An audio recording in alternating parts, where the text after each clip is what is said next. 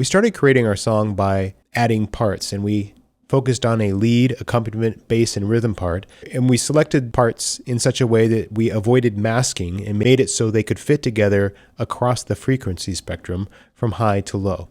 Then, over time, we changed how the song sounds by adding and removing parts. And you'll see in the chorus we had all the parts playing. In the verse we had fewer parts, and we even went in and edited those parts. But this still isn't complete. We need to hold attention better. We've got the basic framework in place. Now we need to go in and add techniques that will hold the listener's attention. So looking at the notes here, we dealt with masking when we selected good parts and sounds, and we've built our sections, but we're facing a new challenge. And I'm going to call that challenge the rule of 4. I totally made this up, but it fits pretty well. And what that means basically is when we hear something 4 times in a row, we stop listening to it. And if you remember, when we started our song, we were introducing a new idea every 4 bars, and you can see we actually have already dealt with that rule of 4. It's the point where the sound starts to move into the listener's subconscious. We're designed to do that psychoacoustically, so we don't always listen to the background sounds going on around us. We pay more attention to the new sounds that are coming up. And so to hold someone's attention, you need to have new sounds, but you don't want to have them too often. Not enough new sound means someone's going to stop listening. Too many new sounds mean they're also going to stop listening because they're annoyed. So we want them to be somewhere between bored and annoyed. And the entire challenge of being a musician at this point is how to walk that line. And you can have songs that are more chill and they will become borderline boring. And you can have songs that are more hyper or aggressive and they'll be borderline annoying. And as a skilled musician, you'll be able to move between those two and develop your own style. Also, a special consideration this week are these things I'm going to call the hot spots, and these are measures 13, 17, and 25. We've already started dealing with 13 and 17. 17 is the start of the chorus, 13 is the start of the build. People always expect something to happen about that time. Another hot spot we have to deal with is measure 25, which is halfway through the chorus. How are we going to keep someone listening to the chorus? Right below here, I'm going to show you 5 techniques I want you to use this week in your track. The thinning and ornamentation are the opposite of each other. Truncation and extension are the opposite of each other. And then we have fills. First technique is called thinning.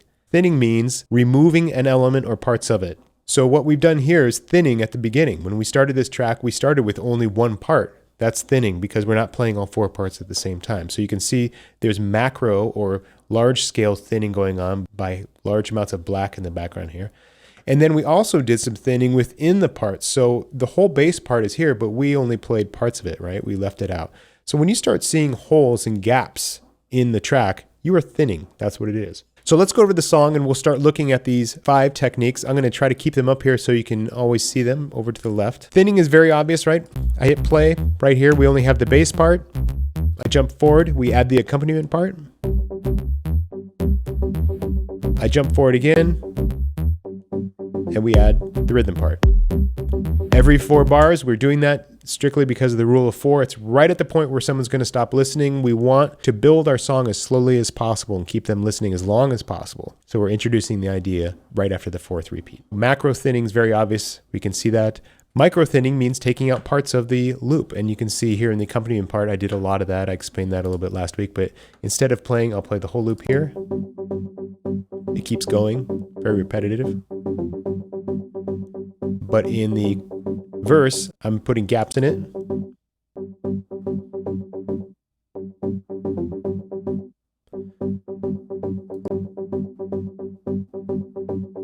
Okay, so more in the chorus, less in the verse. That's thinning, very easy to use. You want to thin down your verse as much as possible, fill up your chorus as much as possible. On the opposite side of thinning is ornamentation, and ornamentation means we're adding something new. Most of the time it'll be some sort of sound effect or rhythmic part in our tracks because we did such a good job of filling up the frequency spectrum, bass, accompaniment, lead. We don't generally need to add a whole lot more, although sometimes you'll have a pluck and a pad sound or something in the accompaniment. We have done some ornamentation already. The riser that we put in is a great example of ornamentation.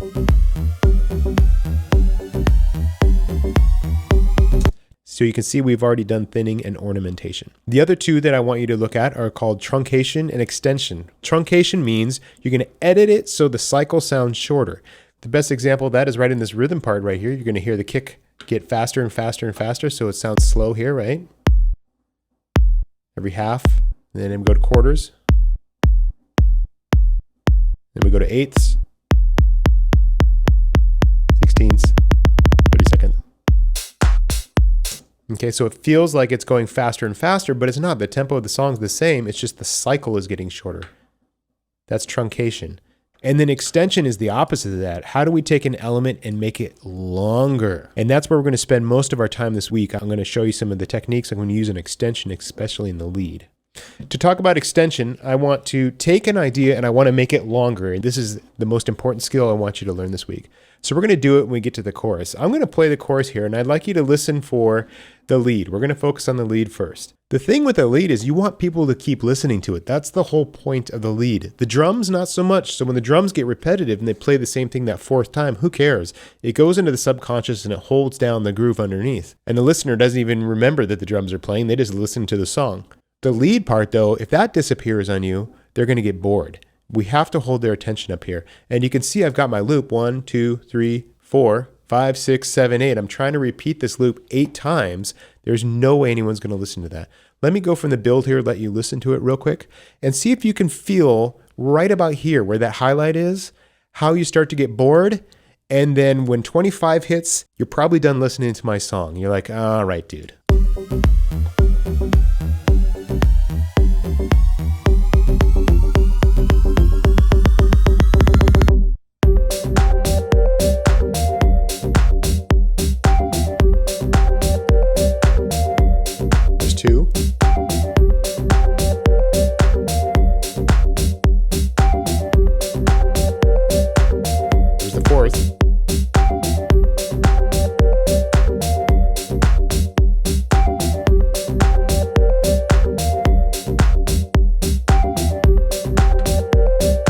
No one's going to keep listening there. It's just too boring. It's the exact same thing over and over. So what we need to do now is change this cycle and make it so that it doesn't feel as repetitive. The first thing I want you to look at is what is the phrase length of that element? If we look at it, we can see that this phrase goes from 17 and it starts over at 19. It's already a 2-bar phrase. I want to make it a 4-bar phrase. How do I do that? I change something in the second loop, or the second occurrence of the phrase. Okay, now I have a couple different things I could do. I could thin, I could ornament, I could come up with a fill. We're not going to do fills yet, but these techniques that I'm showing here are exactly what I'm going to use to achieve extension. One of the easiest ones is simply to truncate or shorten the end of the phrase. So if I cut out just that little repeat at the end there, now what happens is this is going to sound like one phrase, and then if I do it again here, this is going to sound like a second. One phrase, 2 phrases. And suddenly my phrase length is 4 bars. It goes from 17 to 21 and 21 to 25. Okay, let's see how it sounds. Now, I know from having listened to this one before, this isn't going to be quite enough to keep holding interest. But let's see, just cutting out those little notes at the end there by thinning a little bit. Let's see what happens.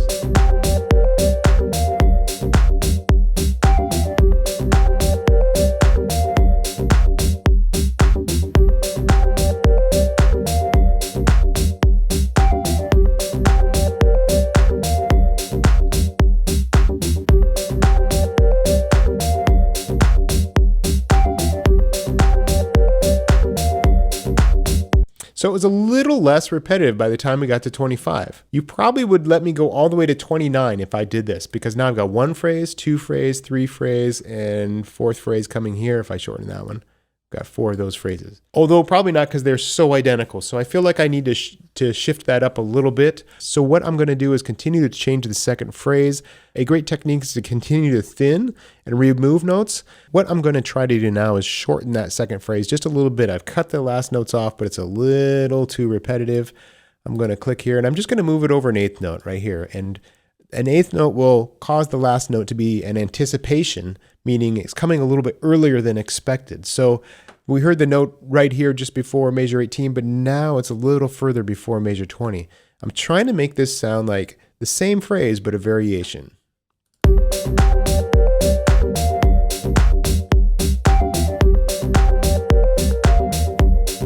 Hear that? Do the same thing here.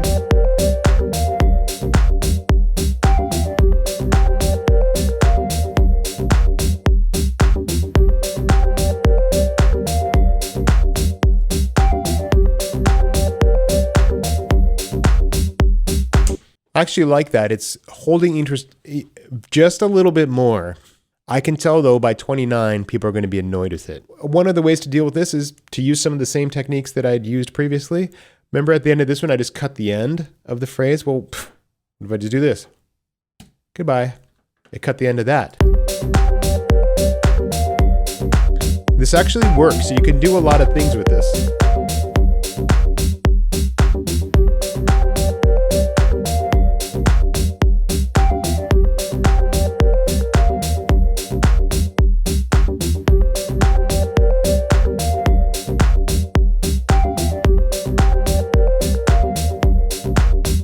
Nothing.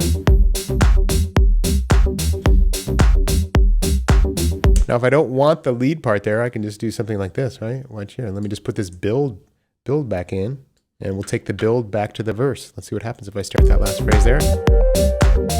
I'm just leaving a big old hole up there.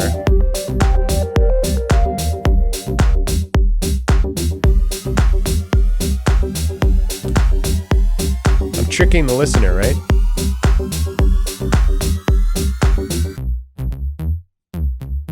This is a great technique. So I'm using actually kind of the same technique at the larger level that I used at the smaller level, which was to shorten the end of that phrase. It's a real great technique. Now, some phrases you can lengthen them too. You could say, maybe take this and have it double like that. Right? I could maybe even have it go 3 times.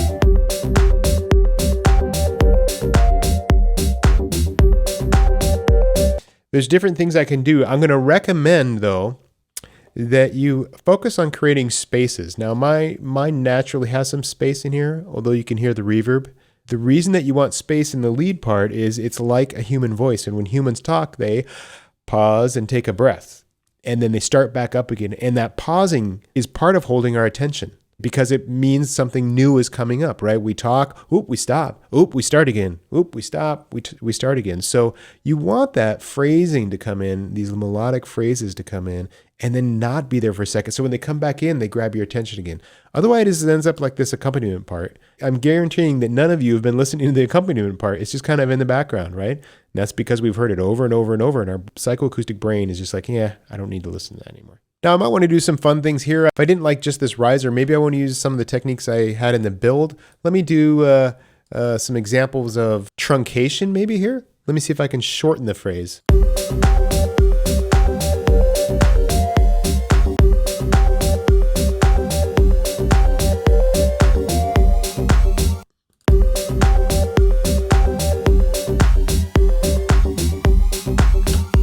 So I'm going to zoom in actually and just clip some of just those few of those notes. I'm hearing something like this.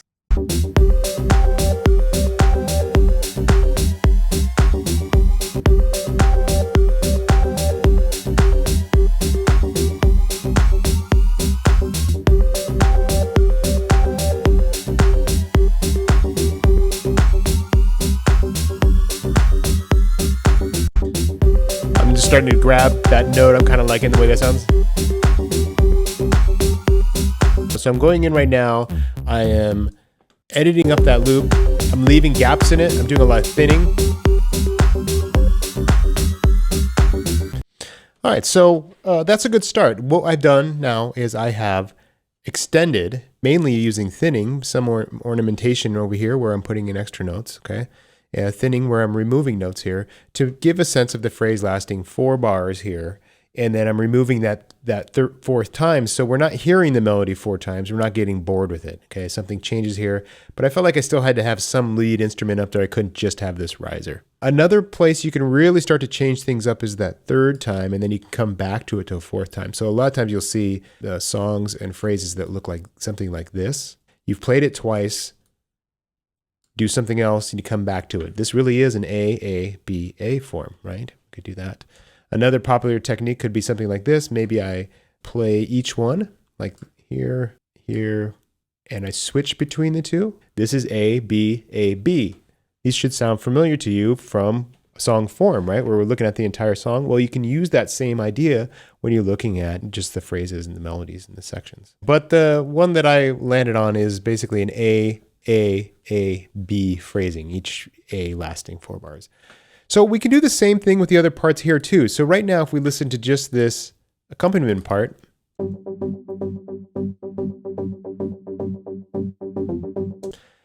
That is a 2-bar phrase. Why is that? Well, it sounds very repetitive up until this note right here, okay? It has one little lower note at the end. And guess what? That's enough to make what is really a 1-bar phrase, 17 to 18. If I loop just 17 to 18, right?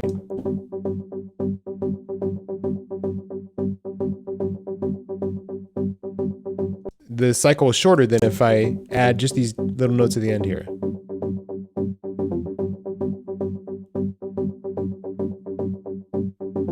So they've already done some of that for you in this loop. We hear this cycle one time here, 2, 3, 4. Now we're getting annoyed with it. So something needs to happen, but not so much that it's detracting from the lead part, right? So I want to be more subtle in my accompaniment parts right here. One of the things I could do is reach for that first technique, which is, hey, let's remove that note at the end here. But the problem is that I'm already removing my lead part, and maybe I don't want a gap in both those parts at the same time. In fact, this might be a really good time to have the accompaniment part playing when the lead isn't. Here is having this play when the lead isn't, and the lead play when the accompaniment isn't. That's called counterpoint, okay? Or at least in this class, we're going to call that counterpoint. Some other people might disagree that that's the right term.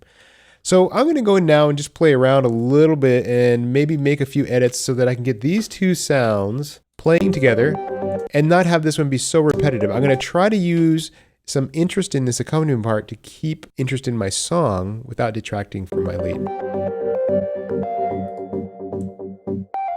And where I arrived at was here. You can see that I did some thinning of my accompaniment part in the first part when the lead is being more active. And then as the lead dies off, I start being more active in the accompaniment part. And so I've got some gaps here where the lead is really busy, and then I'm filling in, and here you'll hear some truncation where I'm shortening the cycle a little bit right here. I'm filling in that little area. My truncation is basically becoming a fill. For a second, you stop listening to the lead and you hear my accompaniment part. I'm going to solo just those two parts.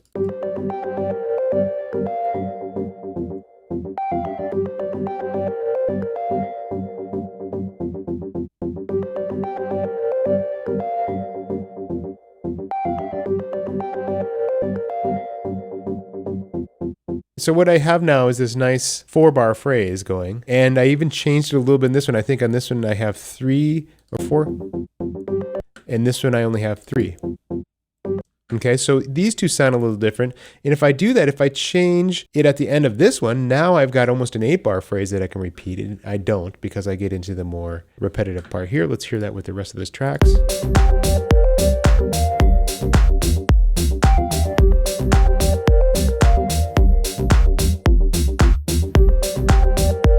So they're talking together.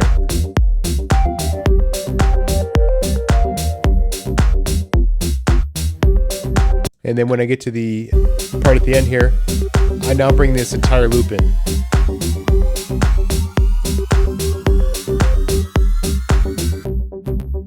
I'm going to do some of the same things with the bass here. Again, now I don't want to go cutting everything up as much as I did in the verse. I don't want to thin down to the verse because the whole point is the chorus is supposed to be full. What I'm just looking for is how to kind of get these two to interact and how to extend my phrasing. If I listen to the bass phrase, starts over here. It's extremely repetitive, right? So it's only lasting 1 bar. Bump a dump bump bump bump bump.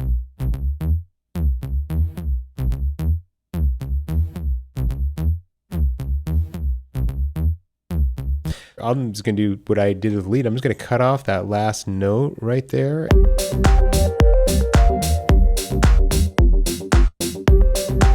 And you can hear that gap that I'm creating there, right? It was a perfect spot for this fill to come in the accompaniment part.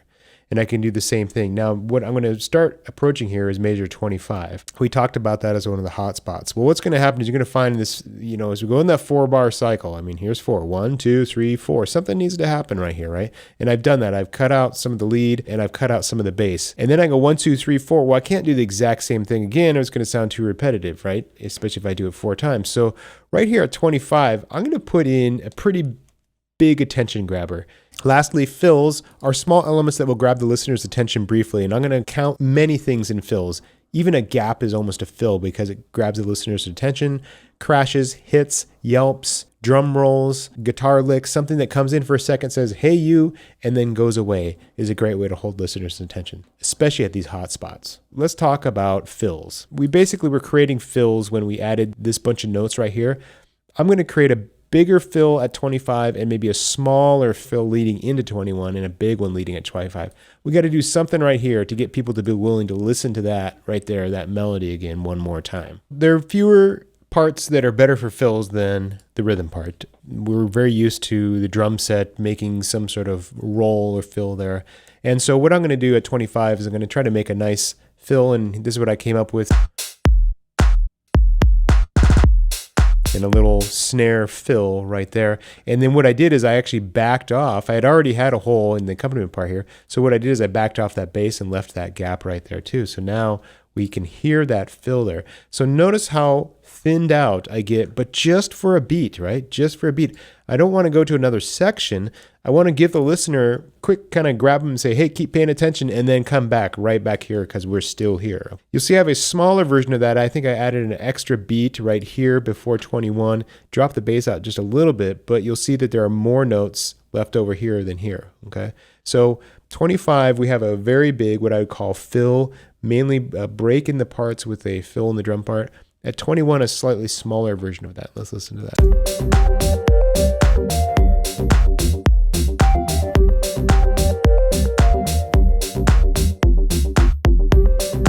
Just an extra note right there, right? Just an extra one.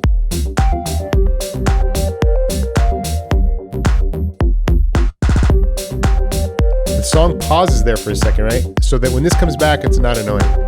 And then I just go into the outro here. I did do a couple little reductions and thinning in the bass as I head into the verse. Thought that sounded kind of cool as it dropped out a little bit. I probably don't need that right there. But here, because I'm dropping the melody and bringing in this riser, I'm going to let the accompaniment bass and drums just kind of groove.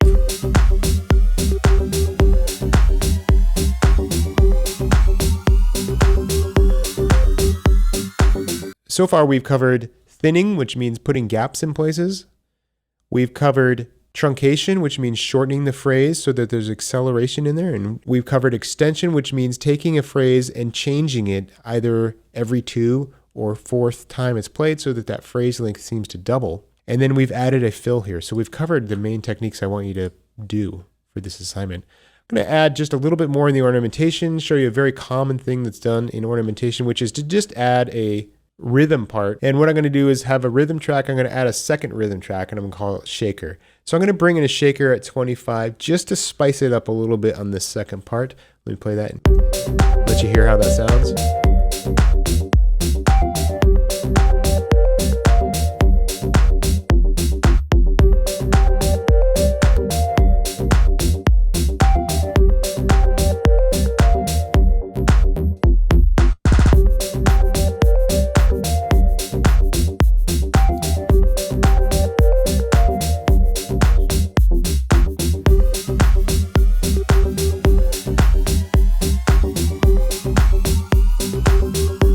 Most listeners are not going to hear this shaker, but they're going to keep listening to the song a little bit. And I feel like I've been pretty successful at taking this phrase, this 2-bar phrase, and making it into a 16-bar section by using these techniques. See if you can do that. So like we had last week, once you've created your verse and your chorus, you can option drag or make a copy of it and send it over there. And now you have 2 sections. Problem is you can't play it exactly here like you did here. So what I'd like you to try to do then is to do some further developments in the second verse and the second chorus. So what I'd like you to do for this week is some developments in your second verse. Don't worry about the second chorus yet. See if you can have your second verse do something a little different than your first verse did. Some very basic ideas for you are just change the order that things are coming in, right? So maybe I could start with my accompaniment and take the bass out.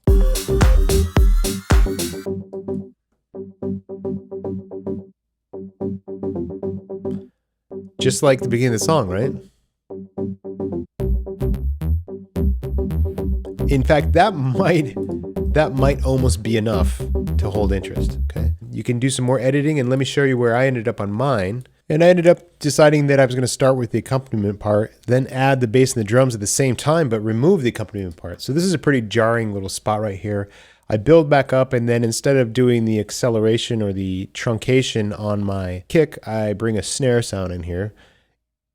I add a couple little backwards sounding free fall things, which then I actually stuck in the chorus a little bit too, and a faller right here because I thought that sounded kind of cool. So what is this faller? Well, this is an ornamentation, and I'm taking this, I took this spacey riser, I drug it over here and I reversed it with this reverse button. You can see that flips it around. So now this riser comes up and comes down here, and I create a really strong point of interest right about 37. That doesn't need to always happen, but it's happening in my song. In fact, it's a little distracting. It might be a bit too much, but it allows us to then build back into this chorus in a way that sounds new and fresh, not just a complete repeat of this. Let me just play the 25 on there. So same ideas as the first verse. I'm just mixing it up a little bit, right? You can see the kick starts a little bit earlier and some ornamentation.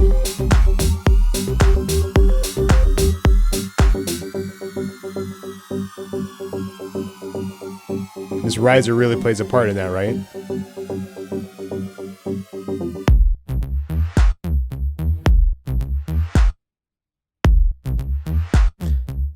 Thinning out my parts, no accompaniment. And then I'm going to start repeating them. I'm going to start truncating them. So this phrases get shorter and shorter. Repeat.